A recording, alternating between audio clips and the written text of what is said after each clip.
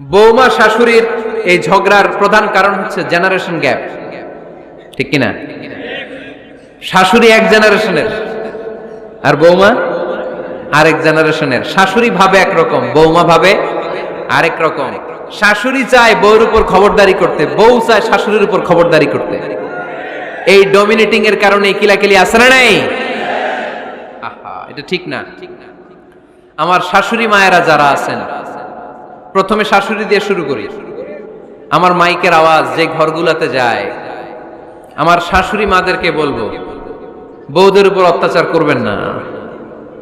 ছেলেরে প্রশ্ন করে, তোর কাছে তোর বউ বড় না আমি বড়? আছে না নাই? এটা একটা প্রশ্ন হইল। তোর বউ বড় না আমি বড়? দুইজনেই বড়। তো এক ছেলে সুন্দর উত্তর দিছে, আমার কাছে ভালো লাগছে উত্তরটা শুনে। এক মা প্রশ্ন করছে, তোর এতদিন আমি লালন পালন করে বড় করলাম, জীবন যৌবন তোর জন্য শেষ করলাম, আজকে বউ পাইয়া বউ তোর আপন হয়ে গেল? এবার ছেলে উত্তর দিছে, মা, আমার মুখ থেকে মা ডাক শোনার জন্য তুমি কি কষ্টটাই না করছো জীবনে। 10 মাস আমারে পেটে ধারণ করলা, খাইতে পারো নাই, বমি করছো, খালি ওষুধ খাইছো, তোমার পেট কেটে আমারে বের করা হয়েছে, 2 বছর আমারে দুধ খাওয়াইছো, পেশাব পায়খানা পরিষ্কার করেছো। বয়স যখন 3-4 তখন তোমার আমি মা ডাকছি, এই মা ডাকটা শোনার জন্য তুমি এত কষ্ট করছো। আর আরেকবারের মাইয়া এই ঘরে আইসাই তোমার মা ডাকা শুরু করছে। যেই মেয়েটা তোমারে মা ডাকে সে আমার আপন হবে না কেন মা? ঠিক কিনা? এই মা ডাক শোনার জন্য তুমি এত কষ্ট করলা, আমার লালন পালন করলা, 10 মাস পেটে ধরলা, পেশাব পায়খানা পরিষ্কার করলা, এরপরে মা ডাক শুনতে পারছো। আর আরেকবারের মেয়ে জানা নাই চিনা নাই এসেই তোমার ডাকা শুরু করছে মা। তো যে আমার মারে মা ডাকে তার স্থান তো আমার কলিজায়, ঠিক কিনা? শাশুড়ি আম্মারা যারা আছেন, প্লিজ বৌমাদেরকে কষ্ট দিয়েন না। অনেক শাশুড়ি আছে পান থেকে চুন খসলে রেগে যায়, পদে পদে স্ত্রীর ভুল ধরে, বউয়ের ভুল ধরে, আছে না নাই? এটা করবেন না। সে তো নতুন, আপনার অনেক এক্সপিরিয়েন্স হতে তার সময় লাগবে, তাকে সময় দিন, তাকে ভালোবাসুন, ঠিক কিনা? না বুঝে সামান্যতে বৌমারে বদদোয়া দেয়, এরকম আছে না নাই? কিন্তু বুঝতে চায় না, বৌমারে যদি বদদোয়া দেয় তাহলে তার নিজ ছেলের পরিবারের ক্ষতি, পেটে ধরা যে ছেলে, ছেলের পরিবারের কিন্তু ক্ষতি, তার আপন নাতি নাতনিদেরই ক্ষতি। আওয়াজ করে বলেন ঠিক কিনা? বৌমাকে বদদোয়া দিয়েন না। বৌমাকে নিজের মেয়ের মতো দেখবেন। সমাধান আমি দিচ্ছি। কেমন দেখতে হবে? নিজের মেয়ের মতো। নিজের মেয়ে সকালে ঘুম থেকে ওঠে 11টা, ওইটা সমস্যা নাই। বৌমা কেন উঠলো না, ওইখানেই ঝামেলা, আছে না নাই? মেহেরবানি করে আপনার বৌমাকে আপনার নিজের মেয়ের মতো দেখেন। নিজের মেয়ের যেমনি আদর করেন তাকেও অমনি আদর করেন। আপনার বৌমারে যদি আপনি কষ্ট দেন, মনে রাখবেন আপনার নিজের মেয়েটাও আরেকবারের বউ হয়ে কয়েকদিন পরে যাবে। আপনি যা যা করবেন আপনার মেয়েকেও তারা ওই রকম কষ্ট দিয়ে বাড়িতে ফিরিয়ে দিবে। চিল্লায় বলেন ঠিক কিনা?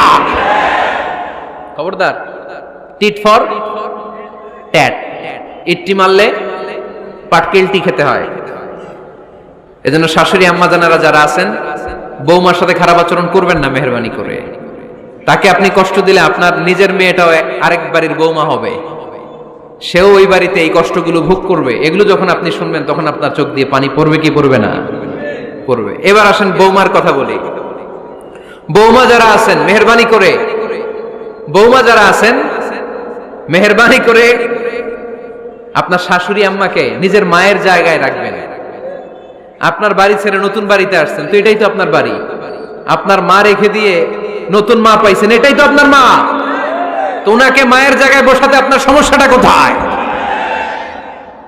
বৌমারা খেয়াল রাখবেন, আপনি আপনার শাশুড়ির সাথে যে আচরণটা করতেছেন, আপনার শেষ বয়সে আপনার ছেলের বিয়ে দেওয়ার পরে যে বৌমাটা আসবে ওই আচরণই আপনাকে ফিরিয়ে দিবে। The nature has its own return. প্রকৃতির একটা মাইর আছে, এটা শেষ মাইর, এটা শেষ খেলা। প্রকৃতির খেলা বড় খেলা। আপনি আপনার শাশুড়ির সাথে যে আচরণ করবেন, আপনার শেষ বয়সে আপনি একদিন শাশুড়ি হবেন, এটা মাথায় রাখবেন। ওই আচরণই আপনি ফিরে পাবেন। আওয়াজ করে বলতে হবে ঠিক কিনা? এজন্য 9 নম্বর পয়েন্টস হচ্ছে মিউচুয়াল রেসপেক্ট। সবাই যেন সবাইকে ভালোবাসি। দোষ ছাড়া মানুষ নাই, সবার দোষ আছে। আমরা যেন একে অন্যের দোষ না খুঁজি। বৌমারা আপনাদের কেন যদি আমার মাইকের আওয়াজ যায়, অল্প কিছু টেকনিক অবলম্বন করলে আপনি আপনার শাশুড়ির মন জয় করতে পারবেন। শাশুড়িরা আসলে বেশি কিছু চায় না, আগের জামানার মানুষ তো, এদেরকে ওইভাবে হাত করতে হবে। মাঝে মাঝে একটু শাশুড়ির মাথায় তেল দিয়ে দেন, চুলে তেল দিয়ে দিবেন আর কি, মাঝে মাঝে চুল আশ্রয় দিবেন, এগুলো কিন্তু খুব পছন্দ করে শাশুড়িরা। ওনার প্রেশারটা একটু মেপে দিবেন, ডায়াবেটিক্সের ওষুধটা খাইলো কিনা সময় মতো খোঁজ নিবেন, কি পছন্দ করে খেতে একটু রান্না করে দিবেন। যেই বক্তার ওয়াজ শুনতে পছন্দ করে ওই বক্তার ওয়াজগুলো ডাউনলোড করে শাশুড়ি আম্মাকে দিবেন, ইসলামী বই দিবেন। দেখবেন বয়স্ক নারীরা মাহফিল যেতে খুব পছন্দ করে, ওয়াজ শুনতে খুব পছন্দ করে, নবীদের কাহিনীগুলো শুনতে পছন্দ করে। বসায় বসায় একটু কাহিনীগুলো শোনাবেন। বাইরে বেরোলে জিজ্ঞেস করেন, আম্মা আপনার কিছু লাগবে কিনা। আরেকটা টিপস আছে, চুল যখন আশ্রাবেন আর শাশুড়ির মাথা যখন তেল দিয়ে দিবেন, তখন অতীতের কথা জিজ্ঞেস করেন। দেখবেন অতীতের স্মৃতিতে হারিয়ে গিয়েছে আপনার শাশুড়ি। কে জিজ্ঞেস করবেন জানেন? জিজ্ঞেস করবেন, আম্মা জান মুক্তিযুদ্ধের সময় আপনার বয়স কত ছিল? ওই সময় মুক্তিযুদ্ধের সময় আপনাদের এলাকায় কি কি হয়েছিল মা? আরেকটা প্রশ্ন করবেন, মা বিয়ের সময় আপনি কেমন ছিলেন? ওই দিন দেখবেন বুড়ি আর বুড়ি নাই, জোয়ান হয়ে গেছে। ওই দিন বলবে, মা আমি অনেক সুন্দরী ছিলাম, আমার মাথায় অনেক চুল ছিল, আজকে নাই। আমগো গ্রামে আমার সাথে সুন্দরী মাইয়া ছিল না। অতীতের স্মৃতিতে, স্মৃতি হাতরাতে হাতরাতে তিনি হারিয়ে যাবেন। জিজ্ঞেস করবেন যে, মা শীতকালে আপনাদের দেশে কি পিঠা বানাতেন আপনি যখন ছোট ছিলেন, আপনার বাপ চাচারা কি করতো? এগুলো জিজ্ঞেস করলে উনি স্মৃতির পাতা হাতরাতে হাতরাতে চোখ দিয়ে দাঁড় দাঁড় করে ওনার পানি ঝরতে শুরু করবে। আপনার জায়গায় ওনার হৃদয়ের মনি কোঠায় এমন জায়গায় পৌঁছবে, আপনার ছাড়া উনি কিছুই বুঝবে না। বৌমারা, এই অল্প কিছু টিপস অবলম্বন করে আপনারা আপনাদের শাশুড়ির মনকে জয় করতে পারেন। শাশুড়ি বৌমার দ্বন্দ্ব আমরা চাই না, আমরা চাই শাশুড়ি বৌমাকে নিজের মেয়ের মতো জানো, আর বৌমা শাশুড়িকে আপন মায়ের মতো ভালোবাসুক, ঠিক কিনা? এই মিউচুয়াল রেসপেক্টই পারে শাশুড়ি বৌমার দ্বন্দ্বকে দূর করতে, আর ঘরটারে শান্তি টুকরা বানাতে। আওয়াজ করে বলেন ঠিক কিনা? কয়টা গেল? আর আছে কয়টা? দোয়া করবেন একে অপরের জন্য। দোয়া, সাইয়েদনা ইব্রাহিম ফ্যামিলির জন্য দোয়া করতেন, রব্বি জাআলনি মুকিমাস সালাতি ওয়া মিন যুররিয়াতি রব্বানা ওয়া তাকাব্বাল দুআ। ও আল্লাহ, আপনি আমার নামাজ কায়েমকারী বানান, আমার কলিজার টুকরা সন্তান ইসমাইলকেও নামাজ কায়েমকারী বানান, আমার দোয়াটা আপনার দরবারে আপনি কবুল করে নেন। সুবহানাল্লাহ পড়েন। রব্বানা إني أسكنت من ذريتي بواد غير ذي زرع عند بيتك المحرم। ও আল্লাহ, আমার সন্তান সন্ততি, আমার ফ্যামিলিকে ধুধু মরুপ্রান্তর এই উপত্যকার মধ্যে তোমার কাবা ঘরের সামনে রেখে গেলাম, তাদেরকে তুমি নামাজ কায়েমকারী বানিয়ে দিও। গোটা বিশ্বের সব মানুষের অন্তর আমার ফ্যামিলির দিকে আল্লাহ তুমি ঝুঁকিয়ে দিও। ওয়ারযুকহুম মিনাস সামারাত, ফলমূল দিয়ে আল্লাহ তুমি তাদেরকে রিজিকের ব্যবস্থা করে দিও। তার মানে সব নবীরা তাদের পরিবারের সদস্যদের জন্য দোয়া করতেন কি করতেন না? আবার কোরআন আমাদেরকে শিখালো, রব্বানা হাব লানা মিন আজওয়াজিনা ওয়া মিন যুররিয়াতিনা কুররাতা আ'য়ুন ওয়াজআলনা লিল মুত্তাকিনা ইমামা। ও আল্লাহ, এমন নেককার সন্তান, এমন নেককার স্ত্রী আপনি আমাকে দান করেন যাদের দিকে তাকালে আমার চোখ দুইটা ঠান্ডা হয়ে যায়। চক্ষু শীতলকারী স্ত্রী দেন। বিয়ে যাদের হয় নাই, ইয়াং ছেলেরা এই দোয়াটা করবা। বিয়ের জন্য দোয়ার দরকার আছে না নাই? প্রতিদিন এই দোয়া করবা, আল্লাহ এমন স্ত্রী দেন, এমন জীবন সঙ্গিনী আপনি আমাকে দেন, এমন লাইফ পার্টনার দেন যার দিকে তাকালে আমার চোখ জুড়িয়ে যায়। এমন সন্তান আল্লাহ আপনি আমার ফ্যামিলিতে দেন যাদের দিকে তাকালে আমার চোখ দুইটা ঠান্ডা হয়ে যায়। নেককার সন্তান, নেককার স্ত্রী আল্লাহর কাছে দোয়া করে চেয়ে নিতে হয়। তাহলে ফ্যামিলি মেম্বার একে অপরের জন্য দোয়ার দরকার আছে না নাই? বাবা দোয়া করবে ছেলের জন্য, ছেলে করবে বাবার জন্য, মা দোয়া করবে মেয়ের জন্য, মেয়ে করবে মায়ের জন্য, ভাই করবে বোনের জন্য, বোন করবে ভাইয়ের জন্য। দোয়ার দরকার আছে না নাই? দোয়া করবেন সবাই সবার জন্য। এই যে কোরআনের বঙ্গানুবাদ পাওয়া যায় না এখন, কথা বলেন।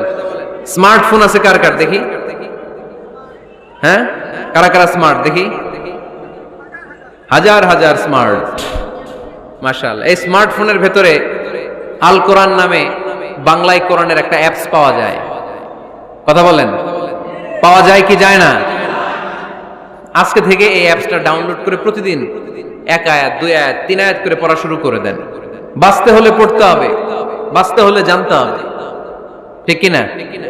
এই স্লোগান আমাদেরকে শিখায়। এই স্লোগান তো আল্লাহ, এই স্লোগান দিয়েই তো আল্লাহ কোরআন শুরু করছে, ইকরা বিসমি রাব্বিকাল্লাযী খালাক। বাঁচতে হলে জানতে হবে, বাঁচতে হলে পড়তে হবে, পড়ার কোনো বিকল্প নাই। আওয়াজ করে বলেন ঠিক কি না? সুজানগরের ভাইয়েরা, মোবাইলের অ্যাপসের ভিতরে আমরা কোরআন রাখতে রাজি আছি তো সবাই? হাদিসের অ্যাপস ডাউনলোড করতে রাজি আছি তো? বাস রাজি আছি, ডাউনলোড করে রাইখা দেব, আর কেউ পড়বো না নাকি? হ্যাঁ, প্রতিদিন একটা আয়াত হলেও যেন আমরা পড়ি। আল্লাহ যা বলা দরকার সব বলে দিয়ে গেছে, নতুন করে আর কিছু বলবে না। আমরা যেন পড়াশোনা করি, আমরা যেন একটা পাঠাগার বানাই। আবারও কখনো আসার সুযোগ হলে আমি জিজ্ঞেস করবো, যদি আমার মনে থাকে, যে আপনাদের পাঠাগার আছে কার কার ঘরে।